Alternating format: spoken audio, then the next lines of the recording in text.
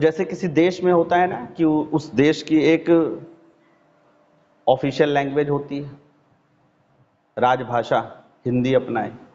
हमारे यहाँ राष्ट्रभाषा हिंदी नहीं है।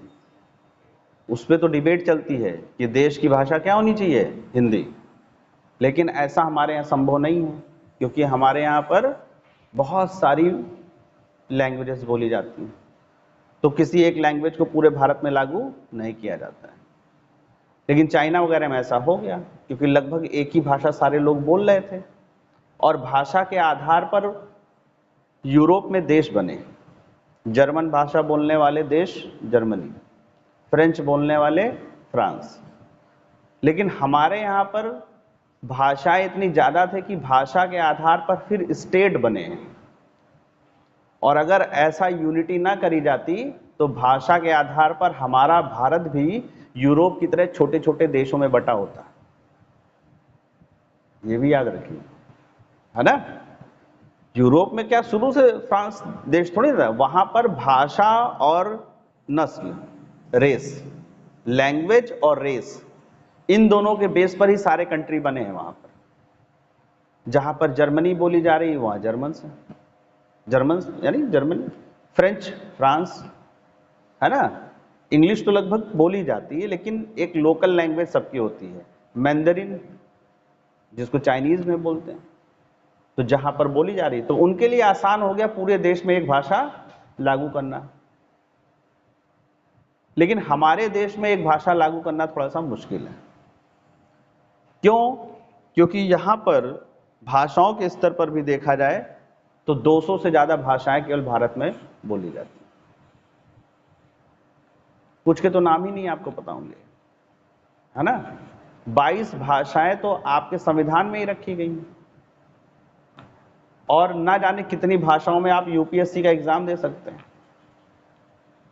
देखा है कभी उठाकर उसका? लैंग्वेज भी है ना। तो इसलिए हमारे यहां पर, लेकिन जब अकबर आया तब भी भाषाएं बहुत सारी थी, तो उसने किसी अपने राज्य की भाषा नहीं इस्टेब्लिश करी कि राज्य की भाषा ये होगी यानी जनता ये बोलेगी ना। ऑफिशियल लैंग्वेज होती है, आज भी हमारी ऑफिशियल लैंग्वेज है ना, राजभाषा हिंदी अपनाए बोला जाता है। कॉन्स्टिट्यूशन में दिया हुआ है, आर्टिकल पता है किसी को? नहीं पता? जाकर देखिए। यही तो एक एक छोटी छोटी चीजें हैं। मैं तो बता दूंगा और आप तुरंत कहानी की तरह सुन के फिर अगली बार भूल जाएंगे। घर पे जाकर छोटे छोटे क्वेश्चन पे काम करिए, जो डेली मैं आपको यहां पर देता हूं।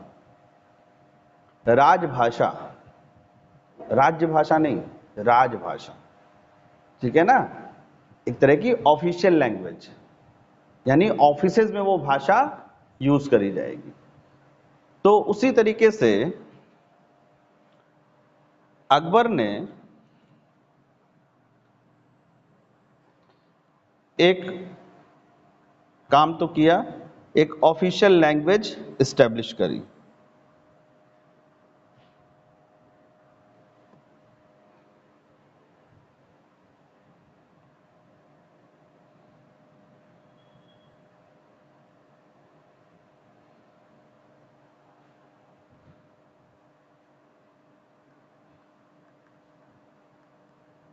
राजभाषा यानी राज्य के सारे लेटर्स वगैरह एक दूसरे से जो भी हिसाब किताब है वो सारी एक भाषा में होगी, वो थी पर्शियन। उर्दू, उर्दू का अभी उर्दू नहीं है यहां पर। पर्शियन, फारसी।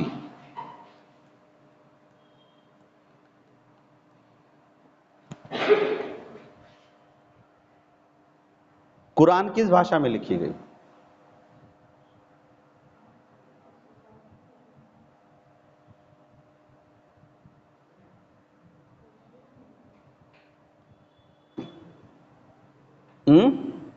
ऑनलाइन में कोई बताएगा? अच्छा, पर्शियन से पहले भारत में अभी इससे पहले कौन सी भाषा चल रही थी? अरबिक। तो कुरान अरबिक में लिखी हुई है, अरबी भाषा में। ठीक है, याद रखिएगा। फिर उसको दूसरी लैंग्वेजेस में किया गया। अब यहाँ पर पर्शियन लैंग्वेज स्पेशली क्यों है? हुमायूं भागकर कहाँ गए? फारस, पर्शिया, 15 साल वहां पे रहे, है ना। तो वहां से काफी सारे लोग उनके साथ में आए जो वही भाषा बोलने वाले थे, और उन्होंने वहां का एडमिनिस्ट्रेशन भी समझा। तो इसीलिए अकबर ने अपने यहाँ ऑफिशियल लैंग्वेज क्या रखी? फारसी। कि भाई जो भी चिट्ठी पत्री लिखनी है वो हम किस लैंग्वेज में लिखेंगे? पर्शियन में, है ना। ऑफिशियल लैंग्वेज फॉर्म जो होगा यूपीएससी का फॉर्म पर्शियन लैंग्वेज में रहेगा, लोग उसी में अपना भरेंगे। जैसे हमारे यहाँ दो भाषा में रहता है, इंग्लिश में और हिंदी में, रहता है कि नहीं रहता है? यहाँ पर सिंगल रखा गया, तो यानी जितना भी डॉक्यूमेंटेशन है वो पर्शियन में होगा। इसीलिए वो जो भी चीजें पढ़ने के लिए ट्रांसलेट करवाएगा किस भाषा में करवा रहा है? पर्शियन में, फारसी भाषा में। ठीक है, याद रखिएगा।